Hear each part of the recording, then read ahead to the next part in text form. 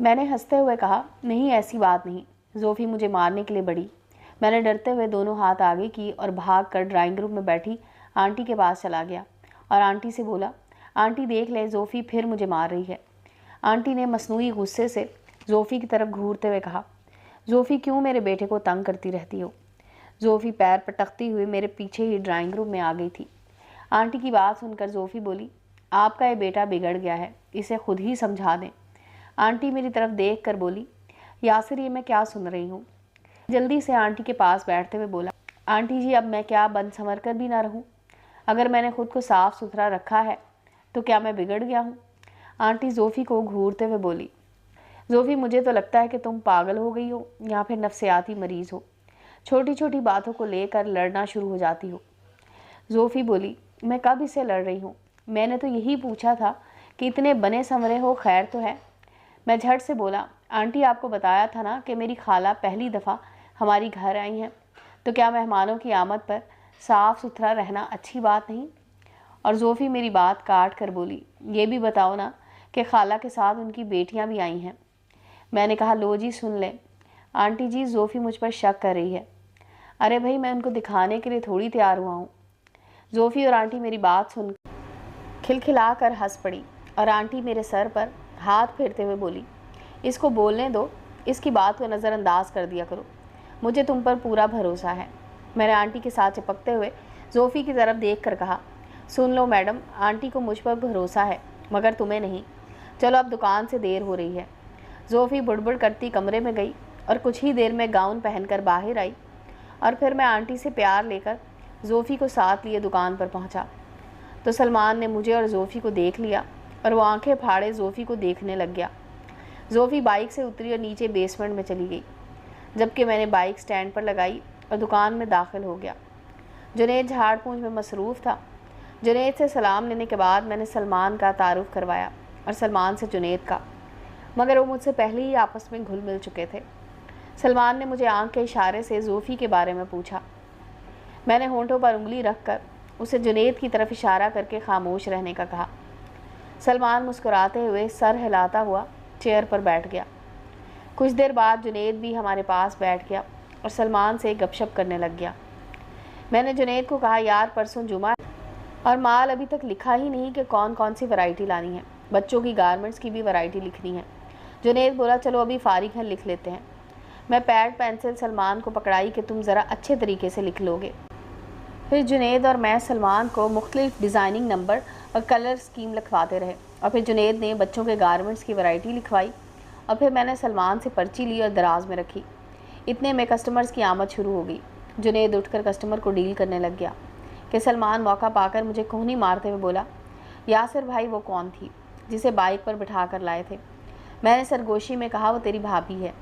सलमान ने हैरत से मेरी तरफ देखते हुए सरगोशी में पूछा, भाई आपने शादी भी कर ली है।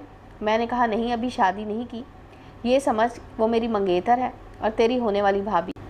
और सुन ये बात घर में किसी से ना करना। सलमान बोला, वो क्यों। मैंने कहा, अभी सीक्रेट है, समझा कर। सलमान बोला, अच्छा अब मैं समझा, यानी अभी घर में किसी को नहीं बताया। मैंने कहा, हाँ ऐसा ही समझ।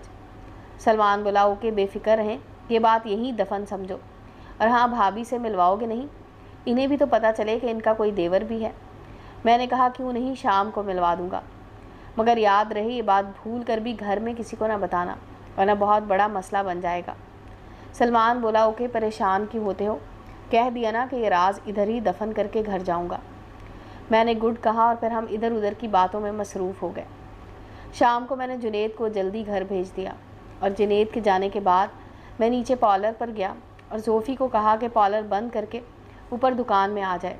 ज़ोफ़ी ने पूछा कि क्यों। मैंने कहा, तुम्हें तुम्हारे देवर से मिलवाना है। ज़ोफ़ी हैरान होते हुए बोली, मेरा कौन सा देवर पैदा हो गया, जहाँ तक मुझे इल्म है कि तुम्हारा कोई छोटा भाई नहीं है, तो फिर ये देवर कहाँ से आ गया। मैंने कहा, वो मेरी खाला का बेटा है, उससे तुम्हें मिलवाना है। ज़ोफ़ी बोली, नहीं यासिर मुझे शर्म आती है, मैंने नहीं आना, वो क्या सोचेगा। मैंने कहा, सोचेगा नहीं बल्कि देखेगा कि उसकी भाभी कैसी है। ज़ोफ़ी बोली, अगर उसे मैं पसंद ना आई तो मैं झट से बोला, फिर मैं उसे छोड़ दूँगा, क्योंकि फिर उसकी नज़र ख़राब होगी कि ऐसी महजबी को रिजेक्ट करे।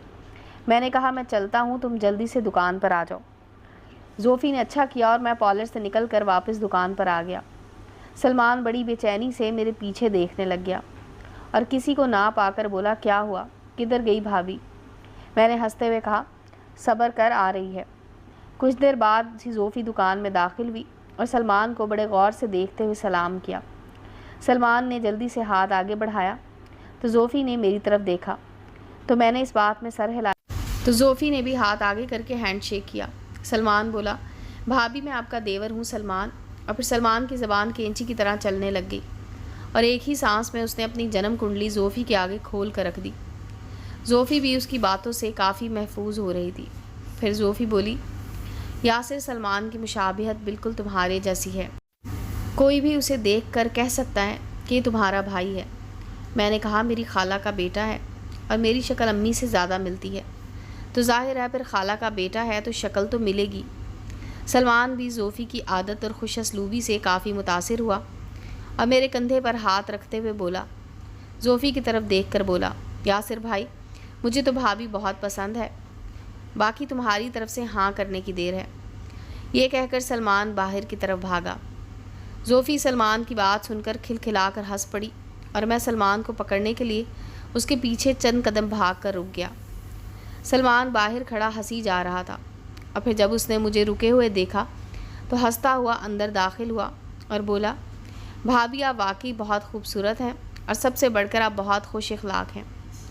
زوفی ہنستے ہوئے بولی، تم بھی یاسر کی طرح شوخی کرنا جانتے ہو۔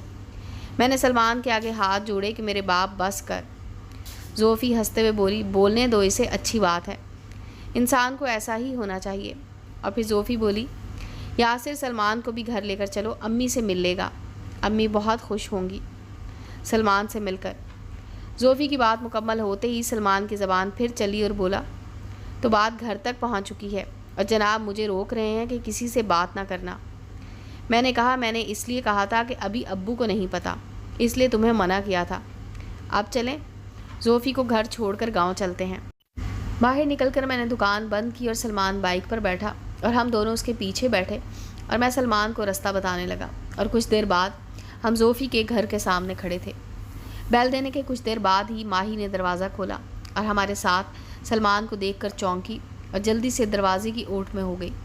زوفی نے سلمان کو بھی اندر آنے کا کہا تو سلمان نے بائک لاک کر کے ہمارے پیچھے ہی اندر آ گیا اور ہم ڈرائنگ روم میں پہنچے، جبکہ ماہی سلام لینے کے بعد اسی وقت اوپر والے کمرے میں چلی گئی۔ زوفی نے سلمان کا تعارف آنٹی سے کروایا۔ آنٹی بھی بڑی خوشی سے سلمان کو ملی اور پھر ہم سب ڈرائنگ روم میں ہی بیٹھے رہے۔ تھوڑی دیر بعد زوفی نے چائے بنا کر ہمیں پیش کی اور پھر کچھ دیر بعد باتوں کے بعد ہم نے آنٹی سے اجازت لی تو آنٹی نے سلمان کو اپنی امی اور بہنوں کو بھی لانے کی دعوت دی اور سلمان کو 500 روپے بھی دیے کہ پہلی دفعہ گھر آئے ہو، جو کافی اصرار کرنے پر بڑی مشکل سے سلمان نے لیے۔ اور پھر ہم گھر سے نکلے تو سارے راستے سلمان آنٹی لوگوں کی تعریفوں کے پل باندھتا رہا اور اس نے 3-4 دفعہ ماہی کے متعلق مجھ سے پوچھا، تفصیل سے پوچھنا چاہا، مگر میں نے اس کو ماہی کا مختصر تعارف کروایا اور موضوع کو بدل کر ادھر ادھر کی باتوں میں لگاتے ہوئے گھر پہنچا۔ سب صحن میں ہی بیٹھے ہوئے تھے۔ میں نے سب سے سلام لیا اور پھر ان کے پاس بیٹھ کر باتوں میں مشغول ہو گئے۔